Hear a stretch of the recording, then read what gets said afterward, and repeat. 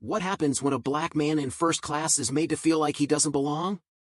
You won't believe how a simple exchange transforms into a life-changing moment. It was supposed to be just another routine flight, one of those moments that fades into the background of life. You know the type, the kind you barely remember once the plane touches down. A sharp-dressed black man, looking every bit the professional in his suit, settled into his seat in first class. His eyes caught the view outside, the city beneath him, a city he was eager to leave behind for a few days of peace and solitude. He couldn't recall the last time he had a moment to truly relax. But today something felt different. There was a shift in the air, a tension he couldn't quite place. The flight attendants were busy, walking up and down the aisle, preparing for takeoff. But one in particular caught his eye. She moved with that familiar grace and practiced professionalism you'd expect from someone in her position. A clipboard in hand, she was scanning the passengers for any last-minute requests. "Good afternoon, sir," she said, her tone polite, but something in the way her eyes lingered on his face felt off. He smiled back, brushing it off. "Afternoon," he replied. What seemed like an innocent greeting didn't end there, though. As the plane climbed higher, her return to his seat took a sudden, uncomfortable turn. She stood before him, holding a tray of drinks. "Would you like something to drink, sir?" she asked. She paused for a beat, her voice taking on a slightly teasing lilt. "I'm sure you'd like a glass of champagne, wouldn't you?" Her words, laced with amusement, seemed to carry an unspoken implication. He hesitated, a slight confusion creeping in. Something wasn't right. He hadn't expected that question to sound like a joke, a comment at his expense. "Just water, please," he said, his voice steady, despite the unsettling feeling growing in his gut. She didn't leave immediately. Instead, she tilted her head, narrowing her eyes ever so slightly as she studied him. "Are you sure?" "Champagne is usually a favorite with first-class passengers," she said, her judgment so subtle it felt like a game. Was he imagining it? Was this really happening? He forced himself to nod, trying to keep his composure. "Yes, water will be fine." She gave him a smile, but it was too sweet, too rehearsed, as if to say, "I'm giving you this because I'm allowing you to exist here." She turned and walked away, leaving him with an odd taste in his mouth. Was this interaction really just about improving his worth to be in this space? The minutes that followed were quiet, but that brief exchange kept creeping back into his thoughts. He couldn't shake the feeling that something wasn't right, no matter how hard he tried to focus on the view outside. The city below, he should have felt at peace. But all he could do was replay the encounter in his mind. Then, she appeared again. The flight attendant, this time with a tray of snacks in hand. Expecting the usual polite interaction, the man was taken aback by what came next. "Would you like some of these, sir?" she asked, offering him a tray of pretzels and nuts. Her voice was sweet, yet there was an undercurrent, a subtle edge to it. "No, thank you. I'm fine," he said, trying to keep it short. But she didn't leave. She leaned in slightly, her eyes scanning him once more.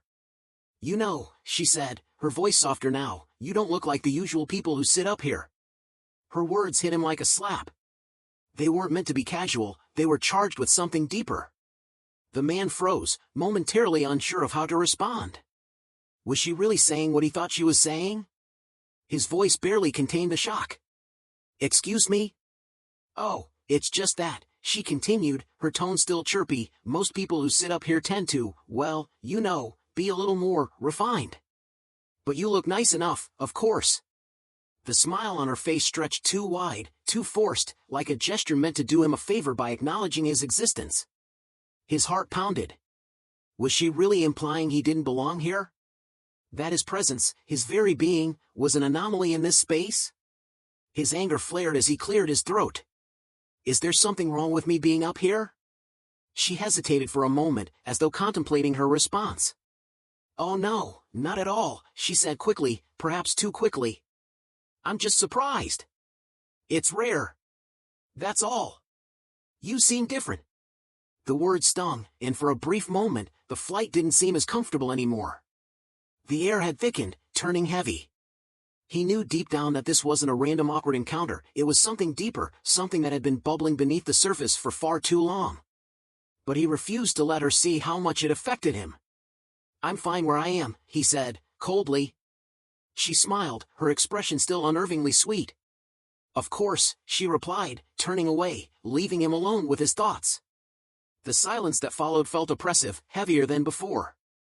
The tension was suffocating now, and no amount of fresh air or deep breaths could change it. But the unease didn't end there. The flight went on, but the conversation replayed in his mind again and again. His thoughts returned to her words, the way she had scrutinized him. He glanced around, hoping for some distraction, but the other first-class passengers were oblivious to the storm brewing in his chest. They seemed content, relaxed, while he felt like an outsider, alien in a space that should have made him feel welcome. Then, the flight attendant appeared once again. This time, she wasn't offering snacks or drinks. She stood before him, her smile colder now, more calculating. "Is everything all right, sir?" she asked. Her voice carried an undertone he couldn't quite place, almost like she was trying to provoke him, to test his patience. He didn't answer right away, meeting her gaze instead, searching for any sign of sincerity.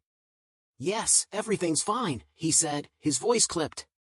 She lingered a moment longer, still smiling, but it was an empty gesture. "I just wanted to make sure you were comfortable. You know, we're all about making sure our first-class passengers feel at ease," she said, her words hanging in the air as though they meant something else entirely.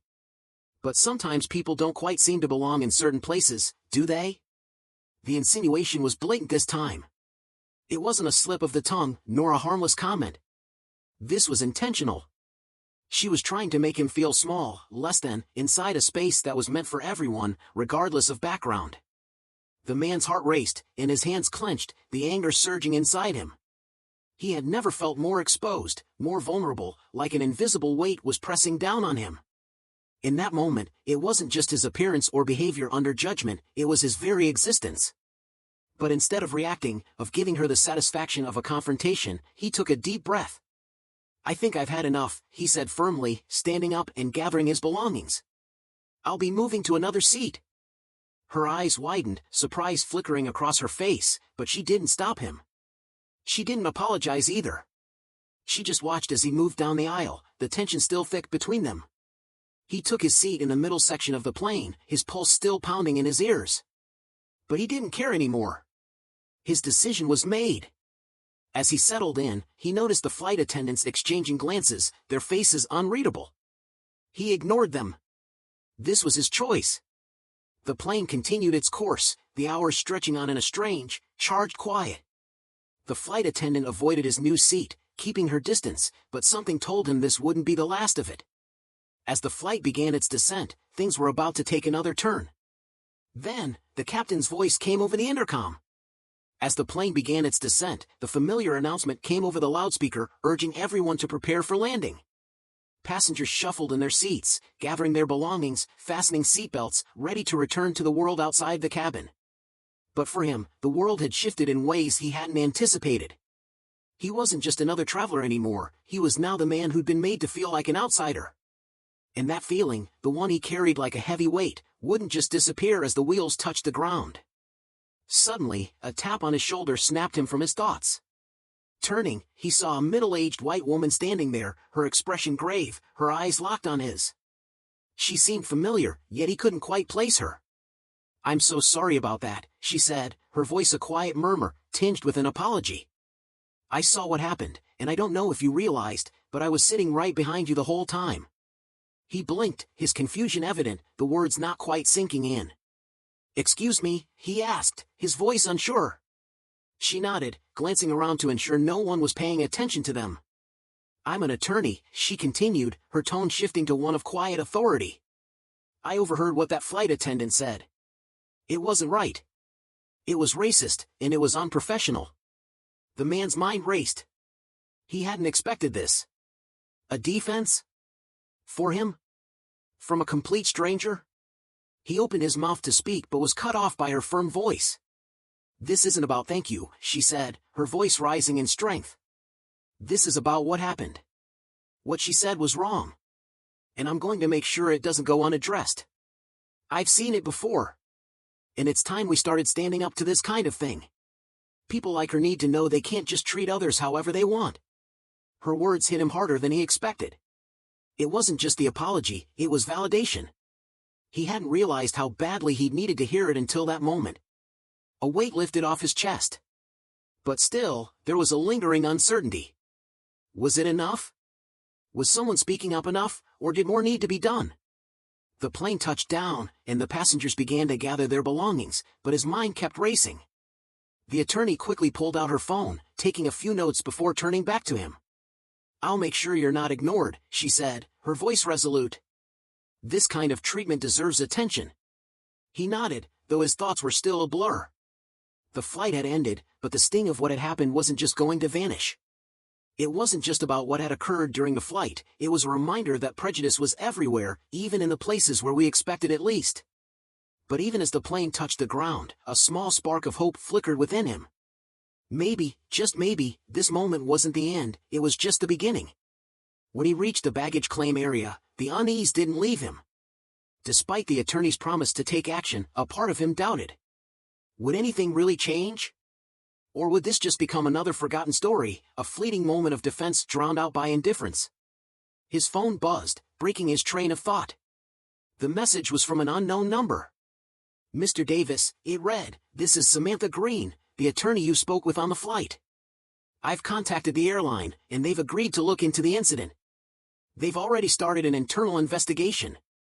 I'll be representing you if you decide to take legal action. Please let me know if you're ready to move forward." His heart skipped. This wasn't just a hollow promise. The airline was taking this seriously. He had been heard. And things were moving faster than he had anticipated. The hope he felt was now growing into something more tangible, something that could make a difference. As the investigation gained speed, the airline's response came quickly. The flight attendant's behavior was scrutinized, and within days, he found himself sitting in a meeting with the airline's legal team. The room felt small, but the weight of the conversation was immense. The representatives seemed eager, perhaps desperate, to make sure this didn't blow up in their faces. They apologized profusely, acknowledging the flight attendant's behavior and assuring him that steps were being taken to prevent this from happening again. But there was a catch: he wasn't buying it. They were more concerned with damage control than making real changes. "Mr. Davis," one of the representatives began, "we truly regret that this incident occurred. We believe the matter has been resolved internally. The flight attendant has been spoken to and is no longer working on high-class flights." Their words stung him. It wasn't enough. The damage was already done. His dignity had been shattered, and their apology seemed hollow in comparison to what he had endured. "No," he said, his voice unwavering. "This is a resolved, not for me. You can't just sweep this under the rug." Samantha Green stood by him, her support unwavering. "He's right," she said, her voice firm. "An apology isn't enough. We need accountability and change. Not just empty words." The legal team faltered, unprepared for his resistance. They had expected him to take the apology and move on, to settle for what they offered. But he wasn't backing down. This moment, it seemed, wasn't just about him anymore, it was about standing firm, about ensuring that things didn't go back to the way they were.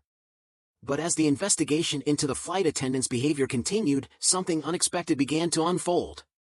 The story, once isolated to a single flight, began to gain attention beyond the walls of the courtroom. Social media erupted. Blogs picked up the story, and news outlets started covering it. The man's experience wasn't just his own, it was resonating with others, people who had suffered in silence from similar acts of discrimination. Soon enough, the hashtag #NotYourSeat began trending. It was simple, yet powerful, a cry for justice that captured the frustration of so many.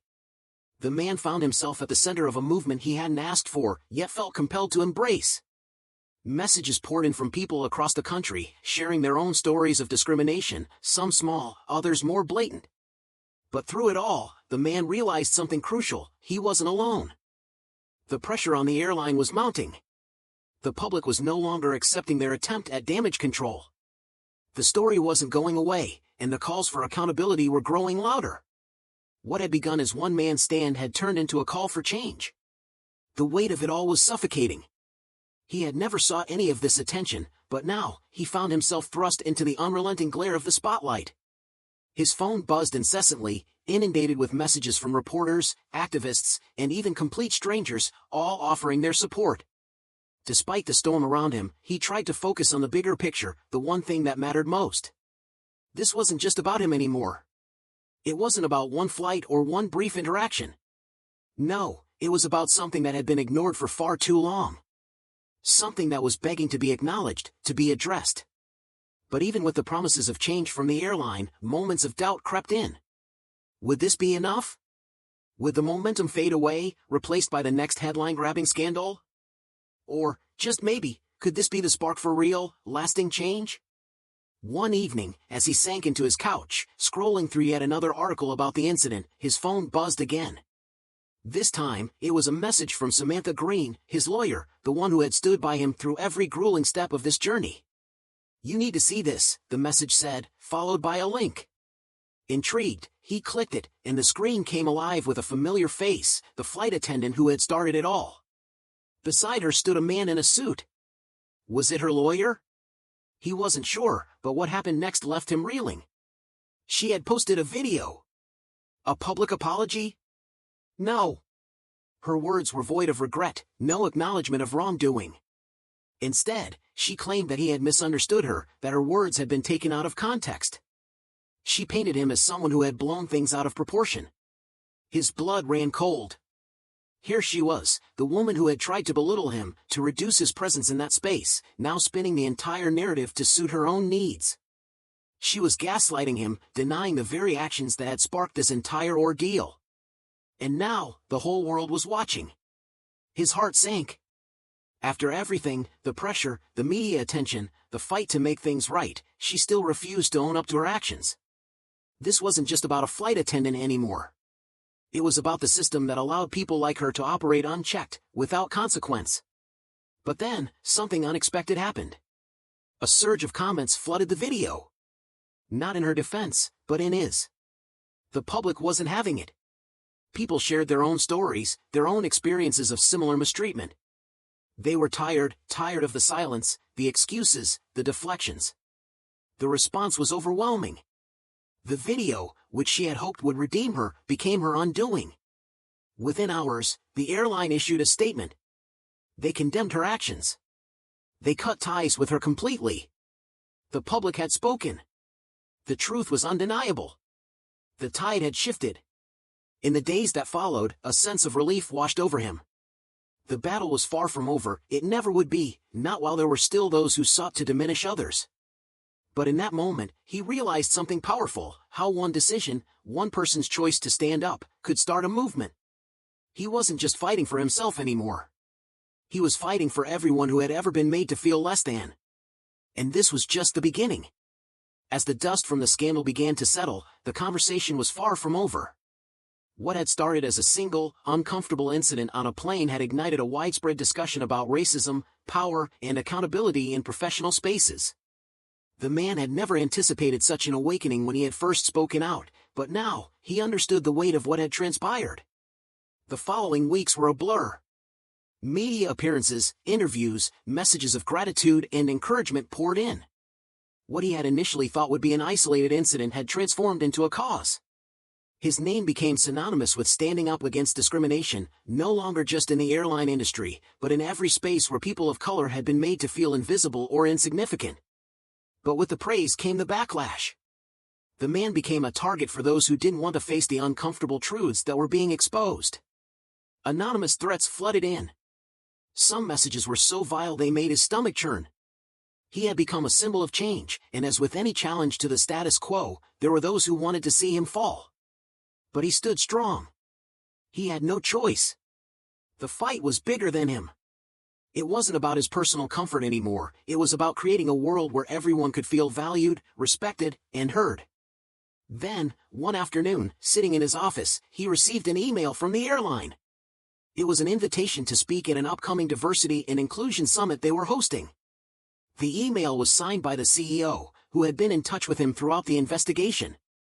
They wanted him to share his story, to help others understand the gravity of what had happened and how it could have been prevented. It was a humbling moment. To be asked to speak at such an event, to have the opportunity to change minds, was both an honor and a responsibility. He agreed to attend. His voice could make a difference. The summit took place in a grand convention center in Washington, D.C. As he stepped onto the stage, facing a sea of faces, he felt a profound sense of awe. This was no longer just about a single flight or one isolated incident. This was about opening eyes, changing perspectives, and urging the world to acknowledge the biases that had festered for far too long. His speech was raw, honest, emotional. He didn't just talk about what had happened to him, he spoke for the countless others who had experienced similar mistreatment. He spoke of the power of standing up, of using your voice to demand respect, of creating spaces where everyone, regardless of background, could feel welcome. When he finished, the room was silent for a beat, before erupting into applause. People approached him afterward, thanking him for his words, for his courage, for sparking a conversation that had been too long ignored. In that moment, he understood that this was about more than just one person, more than just changing an airline's policy. This was about shifting an entire culture, one that had allowed discrimination to continue unchecked for far too long. As he left the stage, there was a sense of fulfillment, but also an understanding that the work was just beginning. He had made a difference, not just for himself, but for all those who had been made to feel invisible, dismissed, or less than. He had shown them that their voices mattered. That they, too, could stand up and demand change. In the end, he realized that sometimes, the greatest battles aren't fought with fists or words. Sometimes, they're fought with the courage to simply be yourself, and refuse to accept less. This story is a reminder, change starts with us. The fight against discrimination isn't just about one person or one moment. It's about all of us standing up for what's right. Refusing to let silence speak for us. If you've ever felt overlooked or marginalized, remember, your voice matters. It can make all the difference. Together, we can create a future where everyone feels seen, respected, and valued. So, stand up. Speak out. And don't let anyone make you feel like you don't belong.